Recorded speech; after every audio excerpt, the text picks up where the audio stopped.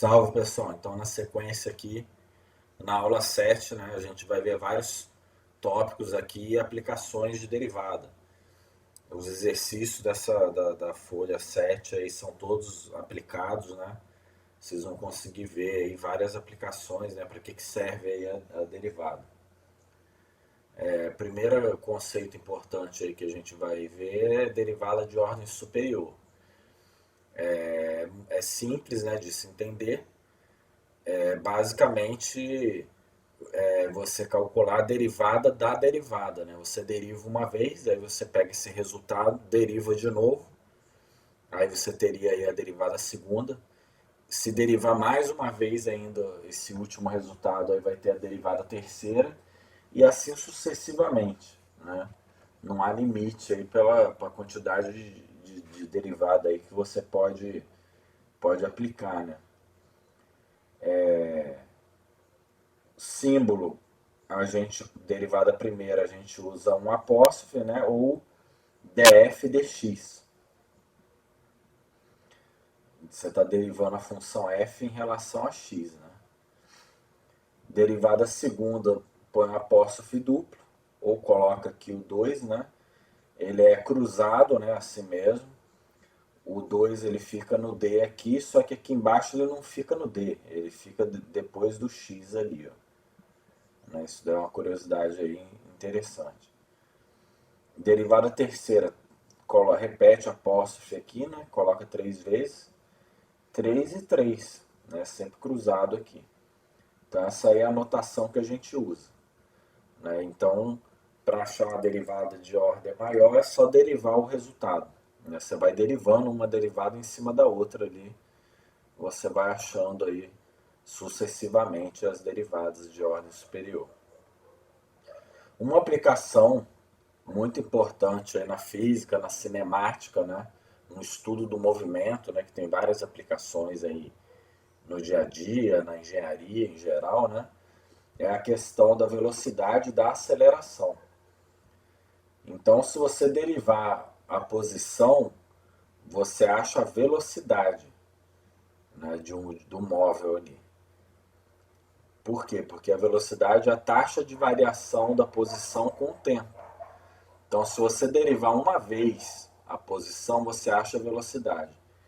Se você derivar de novo, aí você vai achar a aceleração. Né? A aceleração ela é a taxa de variação da velocidade com o tempo. Né? Então, se você tem a posição, deriva uma única vez, você tem a velocidade.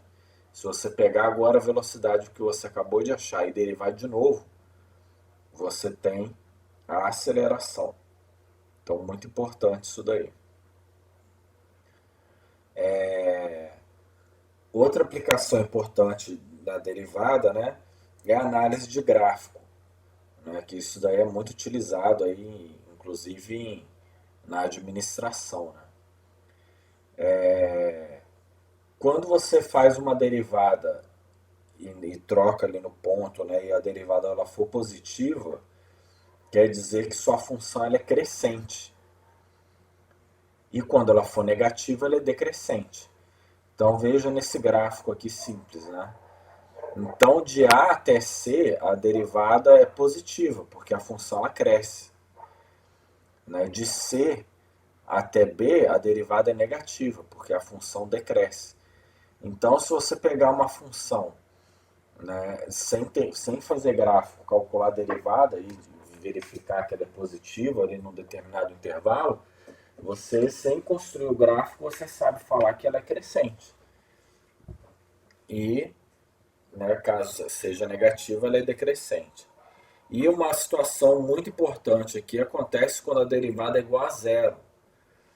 Né? Então, quando a derivada é igual a zero, você vai estar achando aí um ponto que ocorre a mudança da função crescente para decrescente.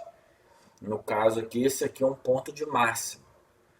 Então, a derivada igual a zero, você está achando um ponto de máximo, um ponto de mínimo, que é o que seria aqui no outro caso, ó, ou um ponto de inflexão, que é uma mudança na concavidade da curva, que também é importante.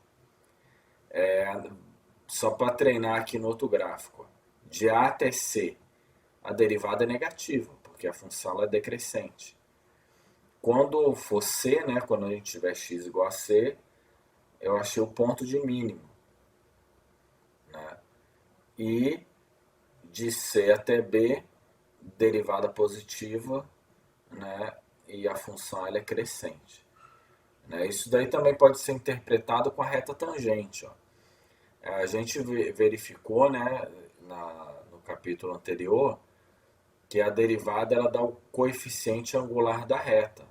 Né? Então, o coeficiente angular da reta valendo zero, né, quer dizer que a reta ela é tangente aqui nesse ponto, é horizontal. Né? Então a gente está achando esse ponto aqui de tangência, né, com a reta horizontal. Concavidade. A concavidade ela é analisada, né, com a derivada segunda. Se a derivada segunda ela for positiva, a concavidade é para cima. E se a derivada segunda ela for negativa, a concavidade é para baixo. Né? E para qual é a grande importância disso? Bem, se eu falar que o lucro da empresa ela está crescendo desse jeito aqui, como no gráfico aqui de cima, você repara como a concavidade é para cima, quanto mais, né, vamos supor que fosse o tempo, o eixo X, né, quanto mais o tempo passa, mais cresce. Ó, né? Então é um crescimento aí acelerado, é um crescimento interessante para a empresa. Agora, se eu falar que o crescimento do lucro da empresa ele está crescendo dessa forma aqui de baixo, não é tão bom. É bom, né, que está tendo um lucro, né, crescendo, só que você nota que ele está parando de crescer cada vez mais. Ó. À medida que o tempo passa, eu estou freando. Ó, né, e vai chegar um momento que vai estagnar, né, vai estagnar meu lucro e a partir daí ele começaria a cair. Né, ele começaria a cair. Então essa análise de concavidade ela é importantíssima, né? E, e a mudança, né, da tendência, algumas vezes, né, também é chamada de ponto de inflexão. Você tem uma troca de concavidade, você tem aí o ponto de inflexão. Aqui, por exemplo, aqui a derivada segunda ela é negativa, concavidade para baixo. Aqui eu tenho um ponto de inflexão, ó, que está mudando a concavidade de concavidade para baixo para concavidade para cima. Nesse ponto aqui, a derivada ela é zero também, a derivada primeira. Né? Quando você deriva igual a zero, você acha um máximo, um mínimo ou um ponto de inflexão. Aqui a derivada, né, também é zero, né? Eu achei aqui um ponto de máximo, aqui um ponto de mínimo, ponto de inflexão, né? E assim por diante. Então, os testes de derivada, elas permitem analisar os gráficos, né?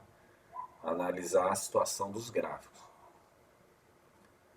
E ele permite você discriminar se você, quando fez a derivada primeira, você achou o máximo ou o mínimo, né? Vamos supor que você faça uma derivada igual a zero.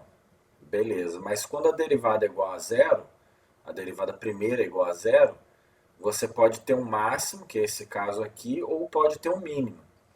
Como você vai discriminar uma coisa com a outra?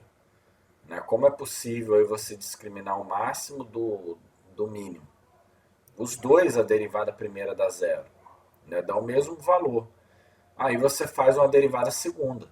Se eu fizer uma derivada segunda nesse ponto, eu vou achar um valor negativo, né? Porque a concavidade é para baixo. Se eu fizer uma derivada segunda nesse ponto aqui, eu vou achar um valor positivo, porque a concavidade é para cima. Então, o teste da derivada segunda ele pode auxiliar também a você determinar aí se você tem um máximo ou tem um mínimo. além de analisar aí a concavidade. A gente vai trabalhar com isso aqui só depois, né? Na outra semana, mas eu já posso adiantar aqui que é pouca coisa. Diferenciação implícita. A gente está acostumado a fazer derivada com a função explícita, né? Que é esse caso aqui, por exemplo, ó, y igual a 2x ao quadrado menos 3. Aqui o y está isolado, né? Y igual a tanto. Isso daqui é uma função explícita. Se eu tiver esse caso aqui de baixo, por exemplo, 4x ao quadrado menos 2y igual a 6. Isso daqui é uma função implícita. Essa função aqui é a mesma de cima. Não há diferença matemática, né? Se eu jogar o 2y para um lado, o 4x ao quadrado para o outro, dividir tudo por 2, dividir aí por menos 1 e tal, eu vou obter essa expressão aqui. Né? Só que muitas vezes não é possível você fazer esse tipo de manipulação. É mais fácil você derivar a função implícita. E como que isso é feito? Utilizando a regra da cadeia. Né? Por enquanto só vou comentar mesmo, né? Por enquanto é bom só entender qual é a diferença de uma função explícita, que é essa daqui, quando o y está isolado, bonitinho, ó, y igual a tanto. E aqui é uma função implícita, que você tem x e y tudo misturado, ó. Você não tem uma variável isolada. Né? E esse tipo de derivada de função implícita, como essa de baixo, né? Ela é feita aí usando a regra da cadeia. Uma aplicação direta disso daí são problemas de taxas relacionadas. É quando eu vario uma grandeza e a outra grandeza do problema ela varia junto. Né? Então a gente vai ver alguns problemas, né? São problemas práticos aí de aplicação, né? Problemas aí de aplicação na engenharia, na física, na administração, né? Então são problemas aí que quando eu vario aí uma variável aí em função do tempo, por exemplo, x em função do tempo, obrigatoriamente o y vai variar junto em função do tempo, mas vai variar de uma outra forma.